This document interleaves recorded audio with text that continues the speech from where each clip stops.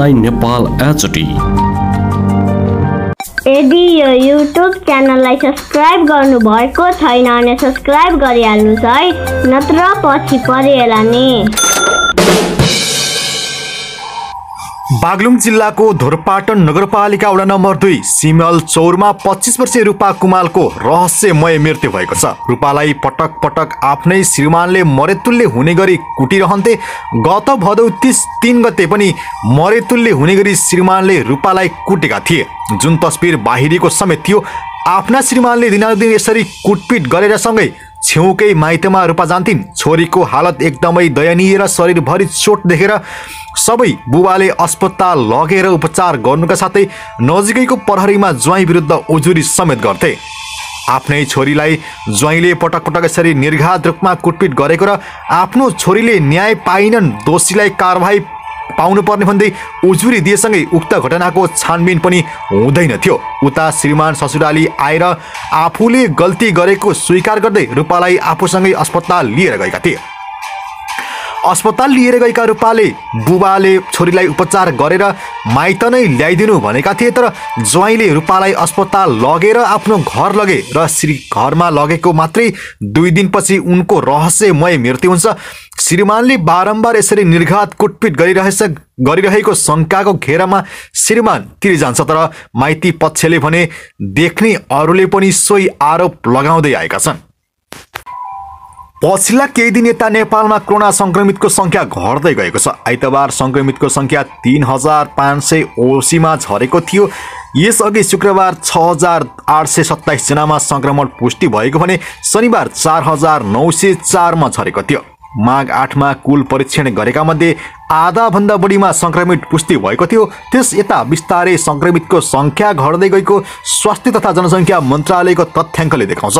संक्रमितको संख्यासँगै संक्रमण दर पनि घटेको छ। माघ 8 गते 50% भन्दा माथि रहेको संक्रमण दर 16 माघमा 26.93% झरेको थियो। नेपालमा कोरोनाको तेस्रो लहरमा 6 माघमा 27497 नमुना परीक्षण गर्दा 12338 जनामा संक्रमण पुष्टि भएको थियो, जुन नेपालमा एक दिनमा देखिएको सबैभन्दा बढी संक्रमित हो। त्यसयता दिनमा क्रमशः माघ 7 मा 10703, माघ 8 मा 10254, माघ 9 मा 6463, माघ 10 मा 10319 र माघ 11 मा 12800 जना, माघ 12 मा 8468 र माघ 13 मा 8017 जनामा संक्रमण पुष्टि भएको छ। जनस्वास्थ्यविदहरूको नेपालमा कोरोना संक्रमित घट्दै जानुमा मुख्य 4 कारण औल्याएका छन्। पहिलो, संक्रमितहरू परीक्षणको दायरामा नआउनु। दोस्रो, अधिकांश व्यक्तिहरू संक्रमित भइसक्नु। तेस्रो, संक्रमण उच्च बिन्दुमा पुगेर ओह्रालो झर्नु। चौथो, एउटै भेरिएन्टको व्यापक र जनस्वास्थ्य मापदण्डको पालना। अनुसन्धानमा वैज्ञानिक तथा जीवाणुविद डाक्टर सन्तोष दुलाल काठमाडौँ उपत्यका जस्तो बढी जनघनत्व भएको सहरमा बसोबास गर्ने 80% भन्दा बढी मानिस संक्रमित भएको दावी गर्छन्। ओमिक्रोन बढी संक्रमित भएकाले 2 हप्ताको बिचमा धेरै मानिस संक्रमित भइसकेका छन्। डाक्टर दुलाल भन्छन्, कम जटिलता उत्पन्न गराउने भएकाले धेरै मानिसहरू परीक्षण नै नगरी घरमै बसिरहेका छन्। अहिले मौसमी रुगाखोकी लाग्ने समय भएको र ओमिक्रोन भेरिएन्ट संक्रमणको लक्षण पनि मौसमी रुगाखोकीसँग मिल्दोजुल्दो भएको कारण धेरै मानिसले परीक्षण नै नगराएका उनी बताउँछन्। कोरोना परीक्षण गरिएका मध्ये 50% संक्रमित पुष्टि हुनाले धेरै मानिसहरू संक्रमित भइसकेको देखाउँछ। घरमै बसेका धेरैले रुगाखोकी ठानेर परीक्षण पनि गरेका छैनन्। थोरै समयपछि मात्रै मानिस परीक्षणको दायरामा आएका छन्, डाक्टर दुलाल भन्छन्। शुक्रराज ट्रपिकल तथा सरुवा रोग अस्पतालका डाक्टर शेरबहादुर पुनले संक्रमित संख्या अहिले स्थिर रहेको तर्क गर्छन्। 2 हप्ता अगाडि लक्षण लिएर अस्पताल आउने संख्या उच्च रहेको हाल कम हुँदै गएको डाक्टर पुन बताउँछन्।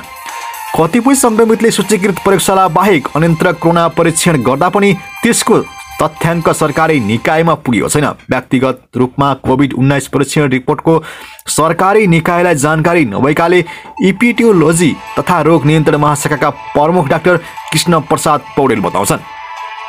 राष्ट्रिय जनसङ्ख्या प्रयोगशालामा सूचीकृत भएका प्रयोगशाला र राष्ट्रिय जनस्वास्थ्य प्रयोगशालाबाट सूचीकृत किट प्रयोग गरेर भएको परीक्षणले मात्र स्वास्थ्य मन्त्रालयमा नतिजा पुग्छ।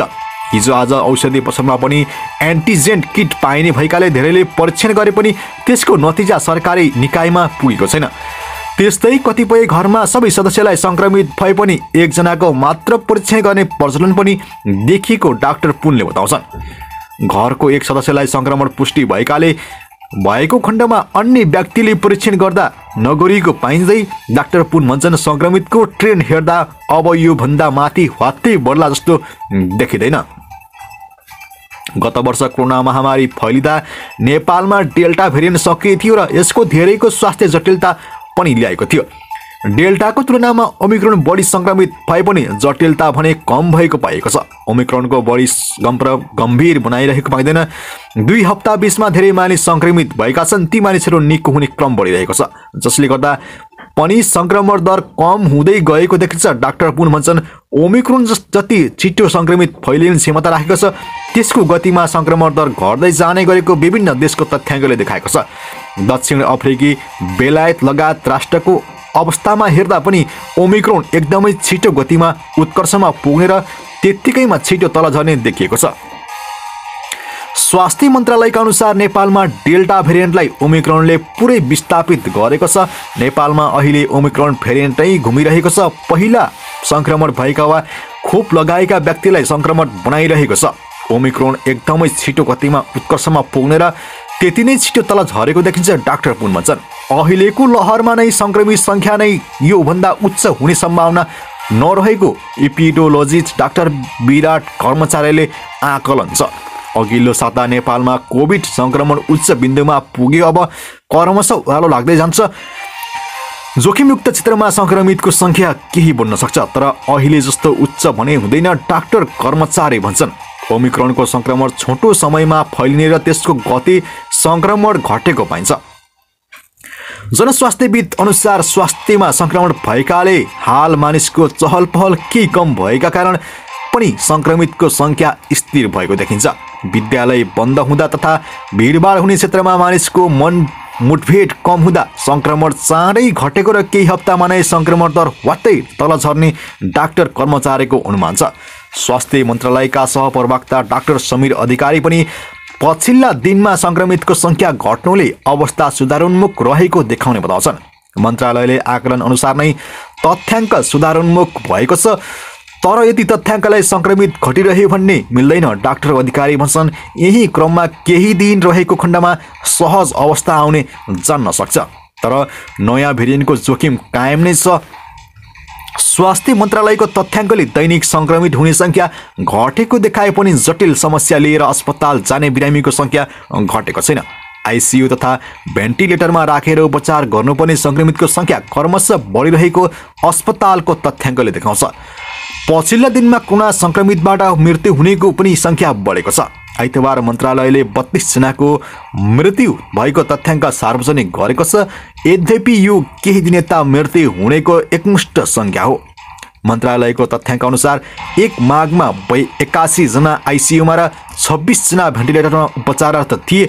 2 हप्ताको बीचमा त्यो संख्या बढेर आइसियुमा 286 र भेन्टिलेटरमा 46 पुगेको छ।